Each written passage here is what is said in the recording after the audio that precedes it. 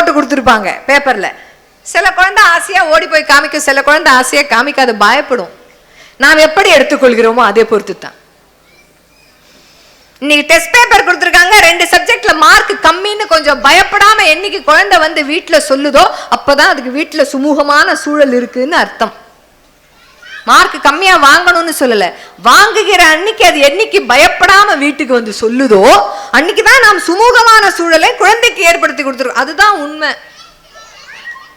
பெரிய பசங்களுக்கு 1000 தெரியுமா, இந்த வாட்டி எல்லாரும் பாஸ் போட்டாங்கம்மா, இந்த வாட்டி திருத்துற மிஸ் வரலம்மா, வேற சப்ஜெக்ட் டீச்சர் திருத்திட்டாங்க, சரியா அவன் 1000 காரணம் சொல்ல தெரியும் அவனுக்கு. இந்த குழந்தைக்கு தெரியாது. நீ ஏன் மார்க் குறைஞ்ச, எல்லாம் எழுதினேன்னு சொன்ன, இது ஏன் மார்க் குறைஞ்சிருக்கு, நாளைக்கு உன் மிஸ் கிட்ட போலாம் வா. அந்த ஒரு ராத்திரி முழுக்க குழந்தைக்கு நிம்மதியே இருக்காது. அப்ப என்ன தோணுன்னா, அப்ப நம்மளை சரியாவே அவங்க புரிஞ்சிக்கலையா அது நினைக்கும். நம்ம என்ன நினைப்போம், நீ நடத்தின பாடம் புரியலையான்னு பிள்ளைய கேட்போம். அது என்ன நினைக்கும், எனக்கு எந்த அளவுக்கு புரியும் புரியாதுன்றது உனக்கு இன்னும் புரியலையா.